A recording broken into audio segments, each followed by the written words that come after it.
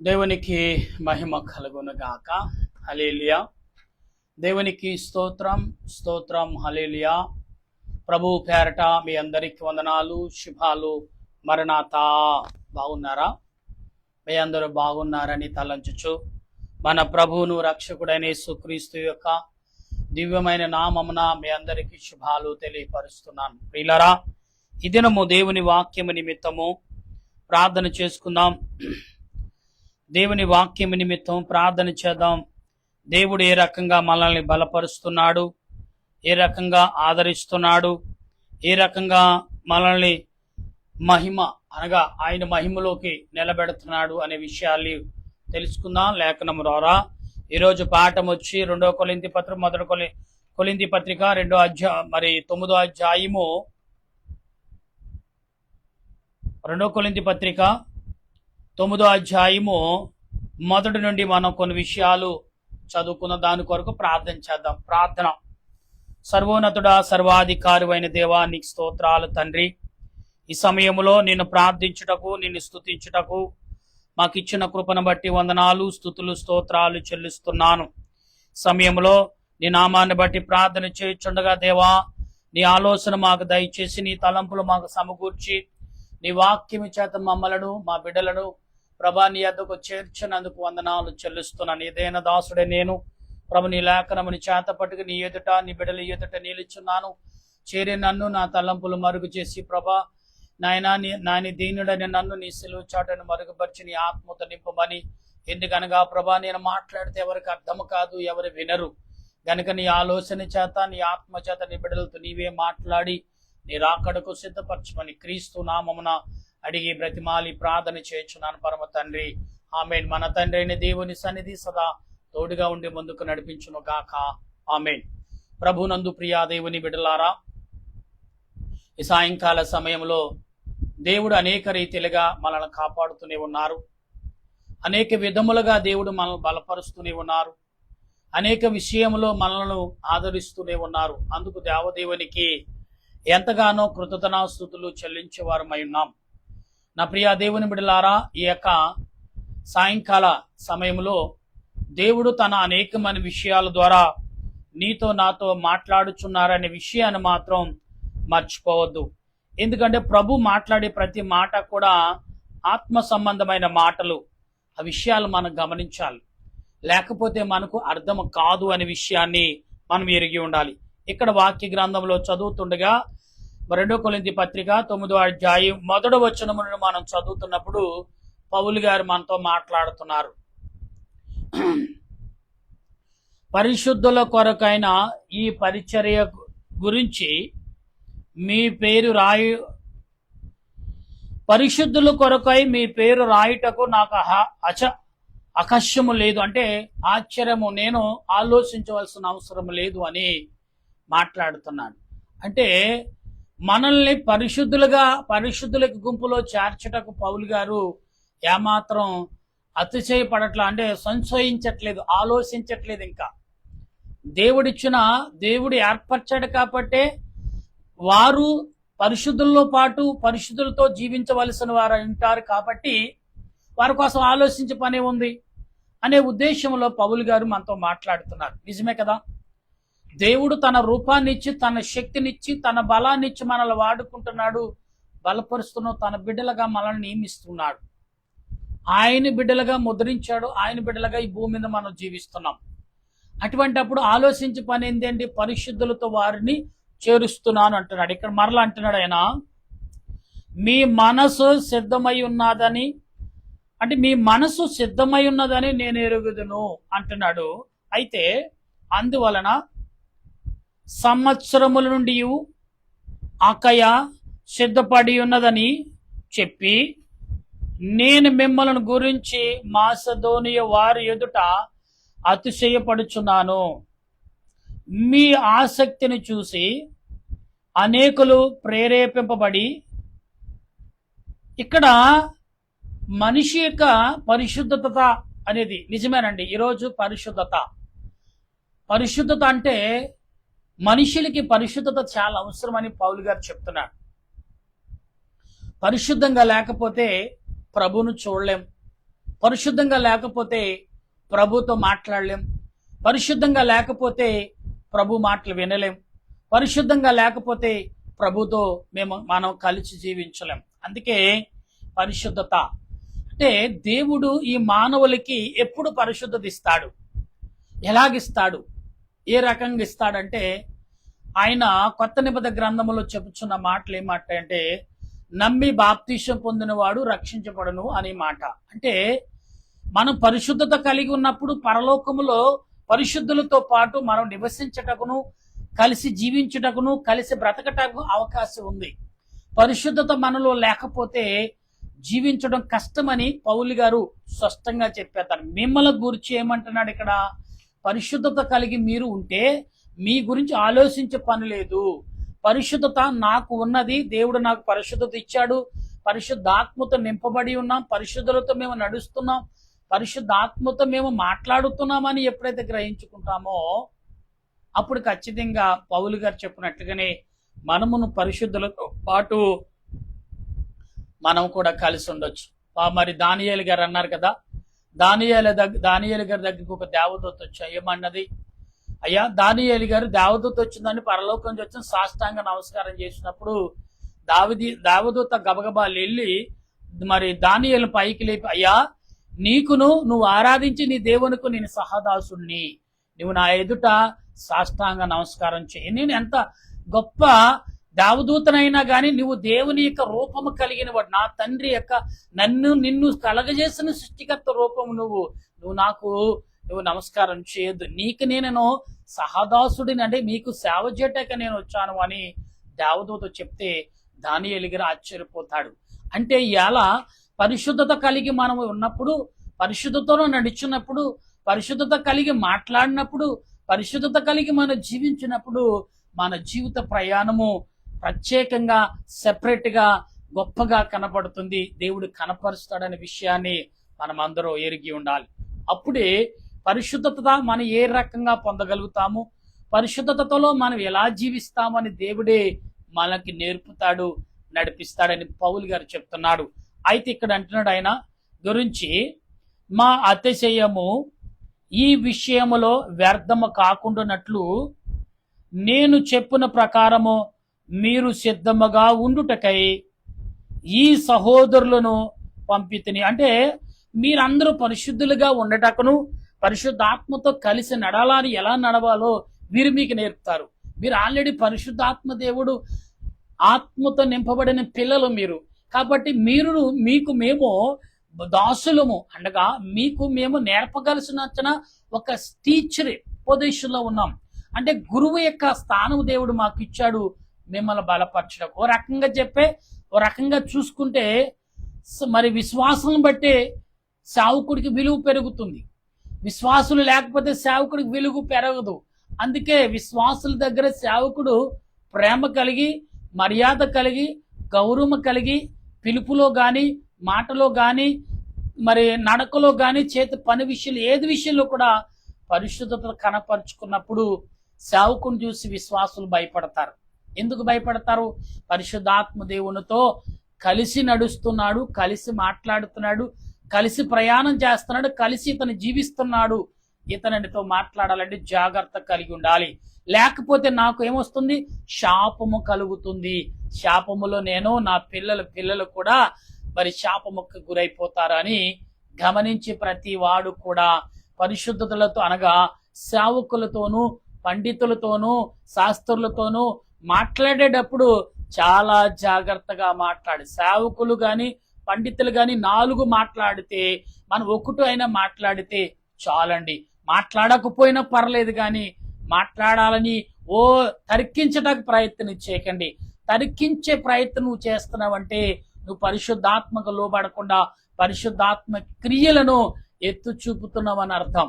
సాతానుగాడు అంటాడు, ఏం కాదు తర్కించు, ఇది చెప్పాలని ప్రేరేపణ కల్పించినప్పుడు సాతానుగాడు నిన్ను, నీ మనసును, నీ శరీరం ఆందోళన పరుస్తాడని అర్థం. అందుకని అప్పుడప్పుడు ఎవరైనా మాట్లాడితే గట్టిగా గర్దిస్తాం. ఎందుకంటే వారిలో దురాత్మ ఆవరించింది, దురాత్మ వలన అతడు తర్కిస్తున్నాడని గ్రహించున్నాడు. మేము ఖచ్చితంగా అరుస్తాం. అరిచినప్పుడు ఉలుక్కు పెడతారు, ఉలిక్కిపడి వారు ఏం చేస్తారంటే, అమ్మ విను, ఇప్పుడు నువ్వు మాట్లాడేది కాదు, దేవుడు అన్ని చూపిస్తున్నాడు, అన్ని చెప్తున్నాడు, నీ దేహాన్ని నీ యొక్క రూపాన్ని చూస్తే అర్థం అవుతుంది, ఇప్పుడు నువ్వు చెప్పు, నీ దేహాన్ని నీ రూపాన్ని మార్చుకునే అవకాశం నీకు దొరికింది, కానీ ఇప్పుడు వినటం అనే నీ పని అని చాలా మంది వినటానికి మేము వినమని చెప్తాం. ప్రియులారా, వినాలి, చాలా మంది వినకపోతే చాలా కష్టం. ప్రియులారా గమనించండి, భక్తులైన వారు మొదట విన్నారండి. వినటం వలన వాళ్ళు ఏం చేశారు తెలుసా, పరలోక సంబంధమైన విషయాలు తెలుసుకోగలిగి ఉన్నారు. ఈరోజు మీరు కానీ నేను కానీ వినాలండి. పరిశుద్ధాత్మకి మనకు లోబడాలంటే వినడానికి ప్రయత్నం చేయాలి. చాలాసార్లు అనుకుంటున్నాను, నేను ఇన్నేళ్ళు నేను పరిచర్య చేసినా కానీ, ఇన్ని సంవత్సరాల సేవలో నడిచినప్పుడు కానీ వినడానికి ఎక్కువ ఇష్టపడాలంట. అప్పుడే మనకు విలువైన మాటలు ఎక్కడ ఎలాగ వాడపడాలో దేవుడు నిలబెడతాడు. అయితే ఇక్కడ మాట్లాడుతాడు పౌలు గారు, మీరు సిద్ధపడిన ఎడల ఒకవేళ మాసిదోనియా, మీరు విన్న ఎడల మాసిదోనియాలో కూడా మీతో వచ్చి మీరు సిద్ధముగా ఉండకపోయిన చూచిన ఎడల ఈ నమ్మిక కలిగి ఉన్నందుకు మేము సిగ్గుపరచబడు. అంటే మీరు ఎప్పుడైతే నమ్మకము లేకుండా ఉన్నారో, మా మాటలు మా యొక్క బోధలు వ్యర్థమైపోయినాయని అని మాకు అర్థమవుతుందో, మమ్మల్ని మేము సిగ్గుపరచుకున్నట్టే. అవును, సేవకుడు ఎప్పుడు కూడా సంఘాన్ని కట్టకపోతే, అందుకే దావీదును గొర్రెల దగ్గర ఎందుకు ఉంచాడు దేవుడు, గొర్రెల దగ్గర ఉంచిన తర్వాత అన్ని నేర్పున తర్వాతే దావీదును రాజును చేసినప్పుడు, రాజుగా ఉన్న దావీదు 120 సంవత్సరాలు పైబడి జీవించిన దావీదు సుమారు 140-160 జీవించాడని చెప్తా ఉంటారు. బైబిల్లో కొంతవరకే రాయబడి ఉంది. అయితే దావీదు జీవించినంత కాలము కాసేపు మరణిస్తాడన్న వరకు కూడా రాజుగానే పరిపాలన చేశాడు ఆయన. అంటే దేవుడు ఎంత ఘనతనిచ్చాడు చూడండి. అంటే తన జీవితం అంతా కూడా ప్రజల కొరకు, మరి ప్రజల నిమిత్తమే పరిశుద్ధాత్మతో నింపబడిన వాడై ఉన్నాడు. ఈరోజు మనం ఉన్నాం అలాగా?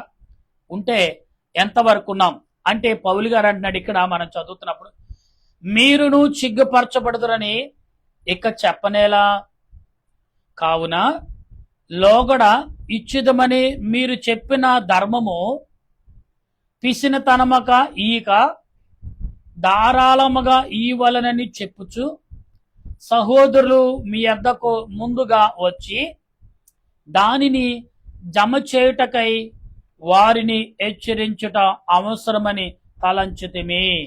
మన దేవునికి ఇచ్చినప్పుడు పిసినరతనంతో ఇవ్వకూడదంట. ఎందుకు ఇవ్వాలి? ఏమో సేవకుడికి ప్రేరేపణ కలిగిన కొందరు చెప్తారు, మాయపరుస్తారు. నేను ఒక మాట మొన్న విన్నాను. ఒక సేవకురాలు, ఒక ఆయన వచ్చాడని, పెద్ద ఆయన వయసులో కలిగి, ఈయన సేవకుడు భార్య, సేవకుడు బయటికి వెళ్ళాడు, మార్కెట్ పని మీద బయటికి వెళ్తే ఒక ఆయన వచ్చాడంట.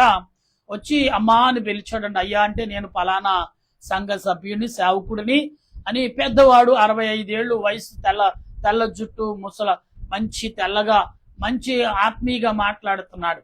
పిల్లరా అప్పుడు అన్నాడు, ప్రభు మీ ఇంటికి వెళ్ళమన్నాడు, ప్రార్థన చేయమన్నాడు అన్నాడు. ప్రార్థన చేశాక మరొకటి, అమ్మా మీ ఇంట్లో బీరువాలో డబ్బులు ఉన్నాయంట కదా, 10,000-12,000 ఉన్నాయంట కదా, ఇమ్మన్నాడు అని అన్నాడు. ఇదేంటి, సావుకుడు కదా, అబద్ధం చెప్పడు కదా అని ఏం చేసిందంటే, ఎవరికో ఇవ్వాలని ఒక 10,000 రూపాయలు అక్కడ పెడితే, అయ్యా 12,000 లేగాని 10,000 ఉన్నాయి, ఇదిగోండి అయ్యని ఇచ్చేసిందంట. ప్రియులారా ప్రార్థన చేసి అతను వెళ్ళిపోయాడు. ప్రియులారా వెళ్ళిపోయిన తర్వాత భార్య భర్త మరి పాస్టర్ గారి ఇంటికి వచ్చినప్పుడు అంటుంది, అయ్యా ఒక పాస్టర్ గారు వచ్చాడు, ప్రార్థన చేశాడు, ఆయన ప్రార్థన చేసి ఫలానా మరి డబ్బులు ఇమ్మన్నాడు, దేవుడు మిమ్మల్ని డబ్బులు ఇమ్మని చెప్పమన్నాడు, ఇదిగో 12,000 ఉన్నాయన్నాడు, మన దగ్గర 10,000 ఉన్నాయి, ఇచ్చేసానయ్యా అన్నదంట. అనగానే వెంటనే గుండెలో రాయిపి, ఇదేం చేసావు, నువ్వు ఇలా చేసావేంటి, ఆ డబ్బులు వేరే పని నిమిత్తం పెట్టి ఉంచాను, నువ్వు ఎలాగిచ్చావు? ఆయన బయలుపరచాడంటే దేవుడు ఆయనకే కాదు నీకు చెప్పాలి కదా, నువ్వు సేవకురాలువే కదా, మనము సేవకులం కదా, ఎవరైనా మన ఇంటికి వచ్చినప్పుడు ఫలాని వారు వస్తారని చెప్పడా? ఆనాడు సౌలు దగ్గరికి వెళ్ళమన్నప్పుడు దేవుడు చూడండి ఎవరిని అననీయారికి కనపడి మాట్లాడి వెళ్ళమని చెప్పలేదా? మోషేను వెళ్ళమన్నప్పుడు అహరోనుతో మాట్లాడలేదా?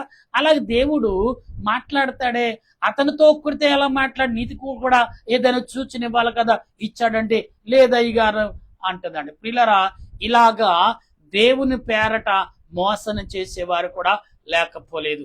దేవుని బిడ్డలు ఎప్పుడైతే కానుక ఇవ్వండి అని ఆశపడ్డారంటే అబద్ధ బాధకులేనే అర్థం. వారి పొట్ట కోసము వారి దేవునిని ఎంచుకున్నారు అనే విషయం మర్చిపోకండి. సేవకుడు ఎప్పుడు కూడా కానుక వైపు చూడడండి, దేవుని వైపు చూస్తే.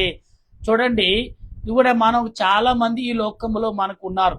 ఎవరిని సాధుర్ సింగ్ గారు కానీ, పురుషోత్తమ సౌదరి గారు కానీ, చాలా మంది సేవకులు సేవ చేస్తూనంట. ఏవండి, హిందూ గ్రంథాలు రాయబడి ఉన్నాయి కదా, బిచ్చమెత్తుకునే వారు పరిచయం ఎవరైనా అయ్యా రండి భోజనం చేయండి అంటేనే తప్ప భోజనం చేయటకు వీలేదంట.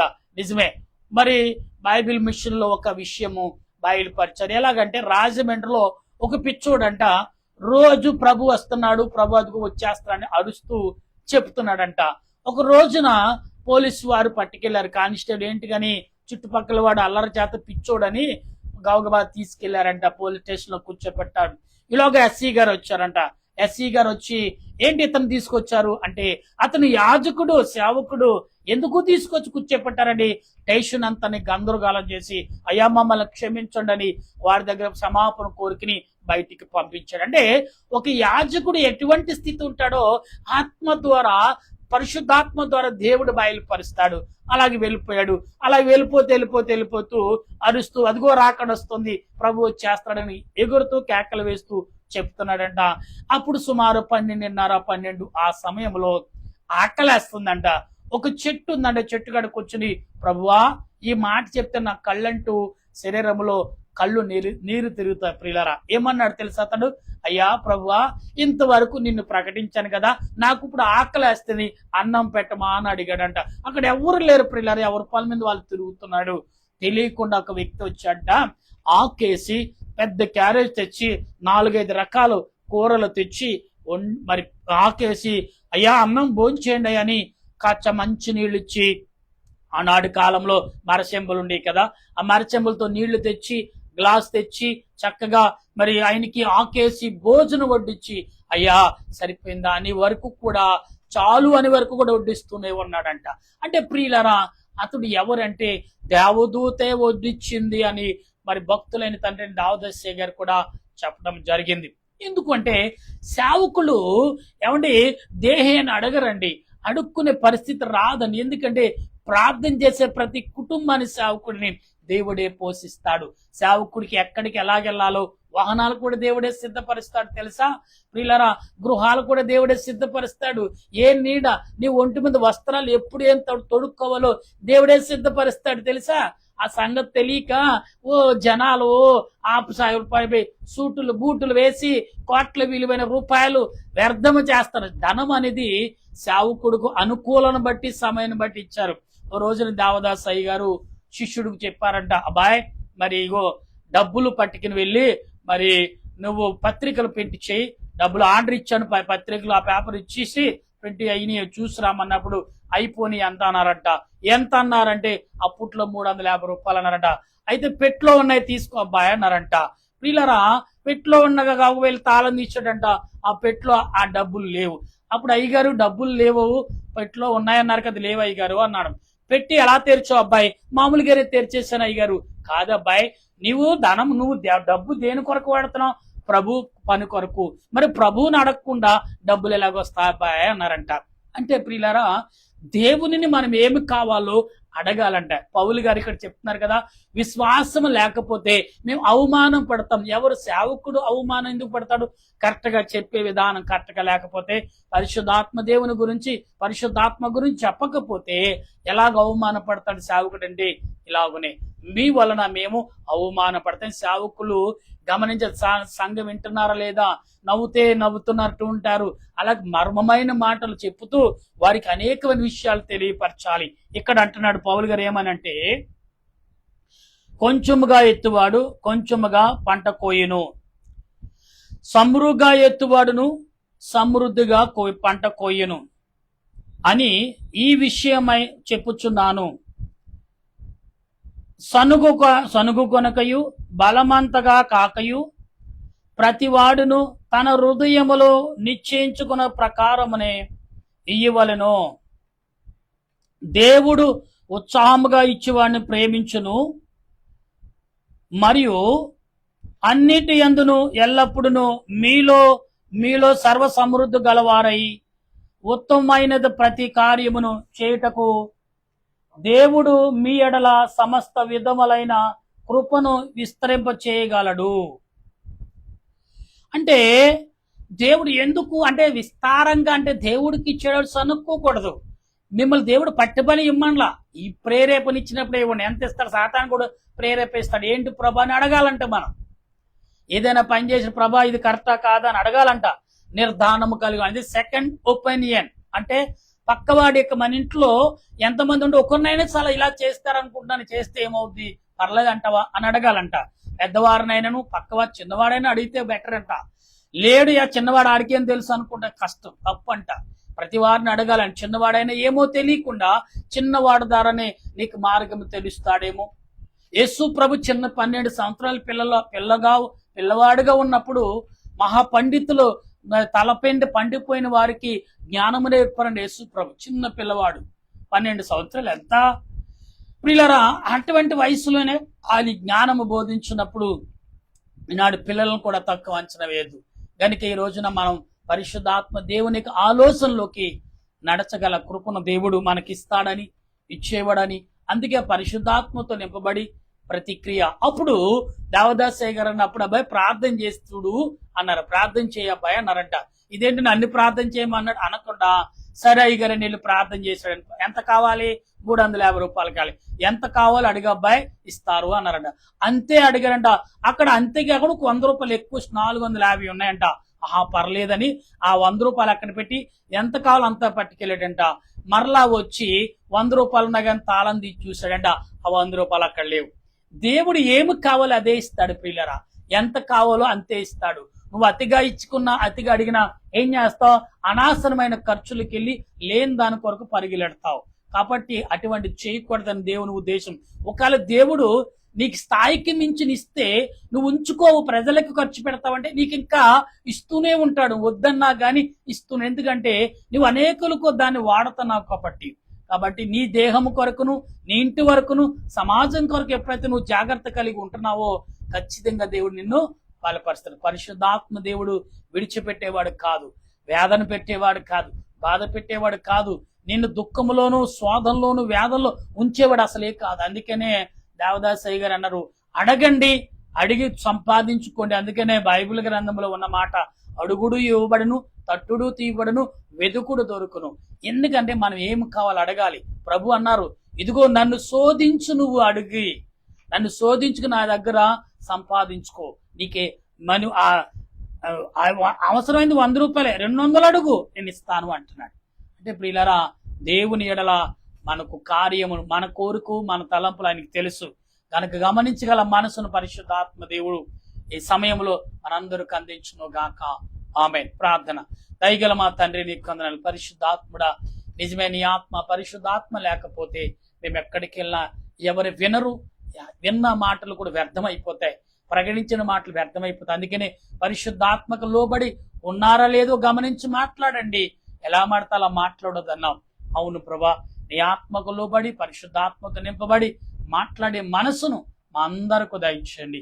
విన్నవారును వినుచున్న వారును దాన్ని మా ప్రజలందరిని ప్రభా, ఈ దినము ప్రభా వారు ఏ రకంగా ప్రయాణములు చేశారు, ఏ రకమైన తలంపులు ఆలోచన కలిగి ముందుకు నడిచారో వారందరినీ చేతులకు అప్పగిస్తాం. ఈ సాయంకాలం ప్రభా తెలుసో తెలియకో నేను ఉదయకాలం నుంచి ఏదైనా పొరపాట్లు చేసి ఉంటే క్షమించి ఆయన అటువంటి చేయదని గద్దించండి.